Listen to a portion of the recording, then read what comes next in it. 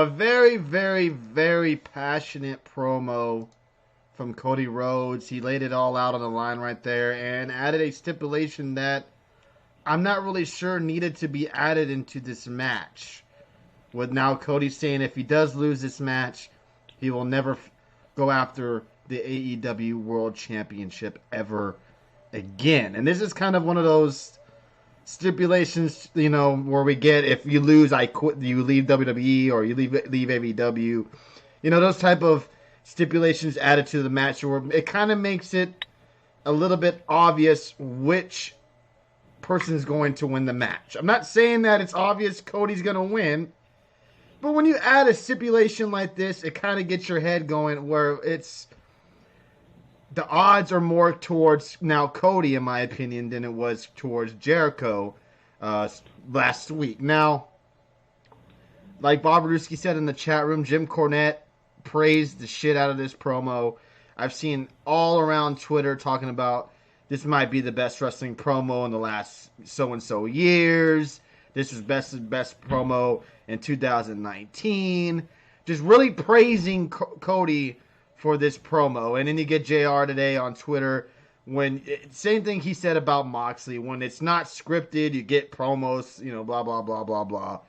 But it was a good promo. I thought it was a fantastic promo. If you want to know how to do a promo or, and show a passion and emotion and get a crowd behind you, that's a promo right there that you should watch and learn because it was a fantastic promo by Cody. Now, the stipulation added, Dave, what do you think about it? Do you think it was needed? Do you think this makes it a little bit more obvious who the winner is?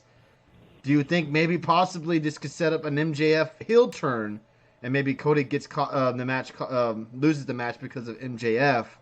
What are your thoughts on this whole promo and the added stipulation? Man, at first when you're watching this promo, you're like, okay, because even I had to tune in to see this little Cody's talking. So okay, what's the announcement going to be? It's a no DQ match or something. That's what I was expecting, but it turned. I mean, this was one of those. Look, this wasn't a promo. It wasn't wrestling promo. Your standard wrestling promo. No, this wasn't a promo. This was just Cody just being real.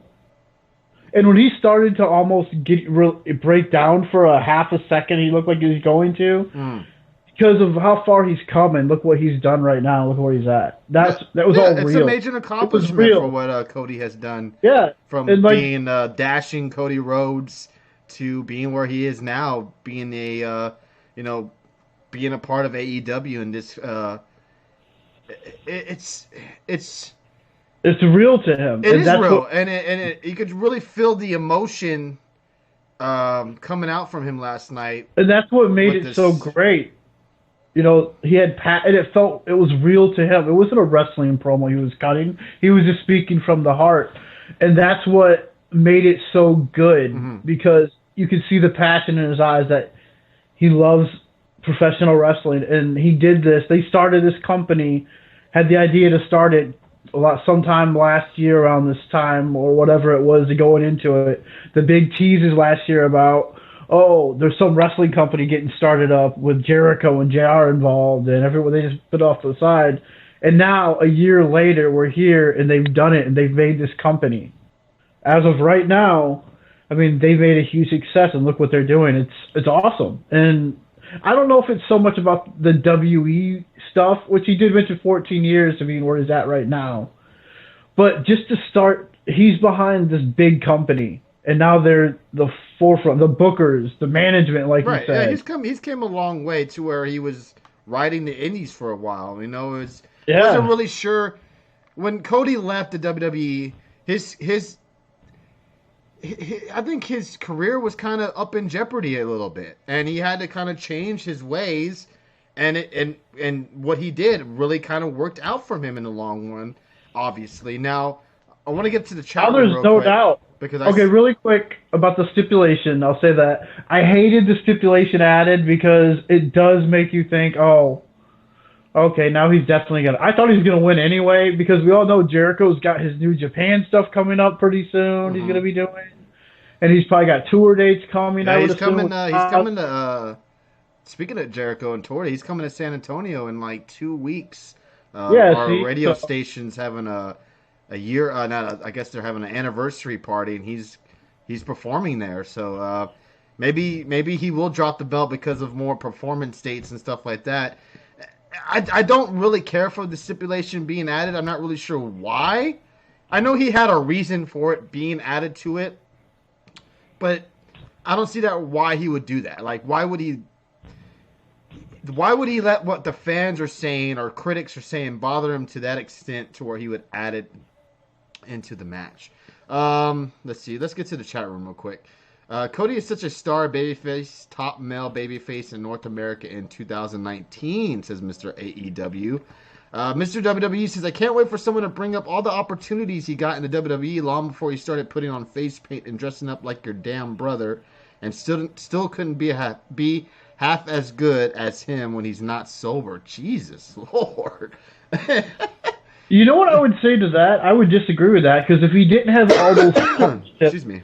in the WWE or on the Indies, we wouldn't see Cody right now, what we're getting right now. We wouldn't be seeing none of this. Like, we always hear the old cliche, it's a big cliche that if you didn't go through hardships in life, you wouldn't be the person you are today and what you have to go through. And that's basically what it is with Cody right now. If he would have get all the opportunities he did, we wouldn't see AEW right now. Well, you're probably right. That stipulation is going to piss a lot of people off. If he ends up winning, everyone will say it's spoiled, it says Spees. But Bob Ruski says, you know how they'll do it? If Jericho loses the belt, Cody will get a chance when a new champion is involved. That would be really cutting it right there. But it is true. They could go that route. That promo is how you sell a match and pay-per-view. Cody making WWE look like the dumb shits we all knew they were by never giving him the ball to run with. Damn. Too early for that stipulation, says Jeffrey Cross. The Rock did praise that promo. He sure did. He tweeted at Cody Rhodes.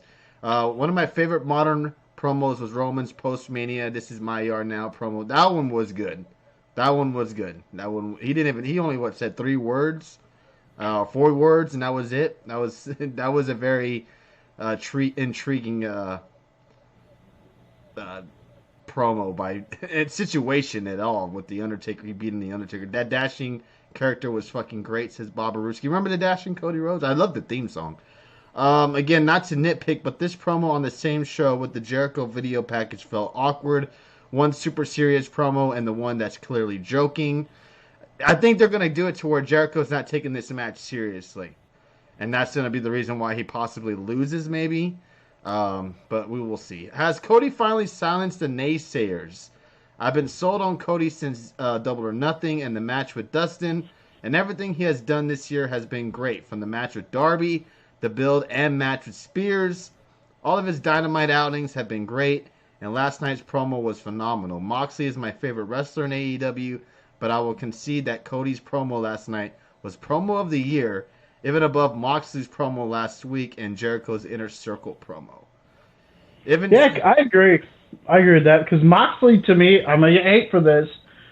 His promos don't sound no different than what he's been saying. Even what he said in WWE. Hey, he's like the same kind. Spees has said that on Twitter many, many times that he sounds the same. Okay. Not trying to rip off Spees. I'm just... No. It's funny that you said that because he's really the only one that I've seen say that. And it's funny that you say it as well. So you're not... Spees isn't the only one. Motherfucker teamed with Hardcore Damn Ali. I don't even remember that. That's crazy. Excuse me. Even still, it seems like there is a pocket out there that won't accept him as a main eventer and think he's abusing his power to get a top spot. After everything over the last 6 months, have people finally realized he is a top star caliber talent? Do you think, till we move on, do you think Cody is a top legit star in wrestling?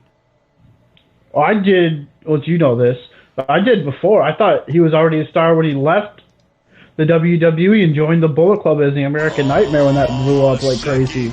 I already thought he was a star back then, but especially with the Chris Kenny Jericho and Cody stuff back then. How long till we get that again? Thank you, Jimbo.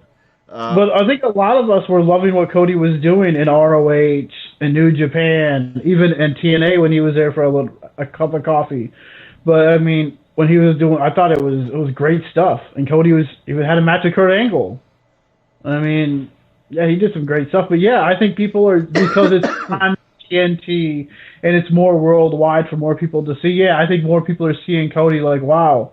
But when I see Cody like that, and the blonde hair, he reminds me more of a Ric Flair than he does his dad. Okay, fair point. Let's move on to the rest of the show, and then we'll get to our predictions that we'll just run through real quick. Brendan Cutler took on Shawn Spears. Pretty much a squash match. But what happened afterwards was Speeds and Jim Cornette's favorite, Janela, coming down. Joey Janela saving the day, coming out and attacking Mr. Spears, and they announced today that it will be Joey Janela taking on Shawn Spears on Full Gear on Saturday night. Yep. Any particular thoughts on this, Dave? Hey, 2 wins in a row, so hopefully Spears gets another win over Joey. That's a Jim Cornette thing. I don't know if you know that. I do know that. I do. Jelly Janela. It's just great. In his intros, I was listening to the podcast earlier, the drive-through, and the intro song is hilarious. He called Kenny Olivier. It's great. What is that? Olivia. Kenny Olivia. Excuse me. All right. Let's move on.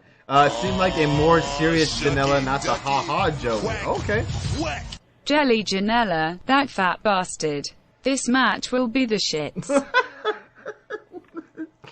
This match will be the shit, says Speeds. Watch it surprise everyone and be like the best match of the night. That would be insane. AEW needs to get Tessa Blanchard so they can put Tully with her. Spears is just a mid-carder for life. Do you like how he still does the whole 10 gimmick? People, you say WE sucks, and their gimmicks were stupid, and all that. Yet they still use them. Okay, I'm just saying. Thank you, Speeds, for the bits there. Appreciate that as always. And Jericho said about the swagger we the people thing. Oh, Mr. Marion Watson says, "Woohoo! That's so worth the $50 they want us to pay. It's crazy. $50 for this pay-per-view and only $7 for Disney Plus. AEW needs their own streaming service as soon as possible." They don't got enough. They don't have enough content for a streaming service. Mid-Carter, but his in-ring is fine and he makes opponents look good. I like Spears. I'm a big Shawn Spears fan. I wish he was taken a little bit more serious, but yes, he's going to probably be a mid-Carter for life. Definitely in AEW. I don't think they'll have any serious aspirations for Mr. Shawn Spears. Yeah, it'll probably end up being good just because I think it will suck. Watch. If it's a hardcore match.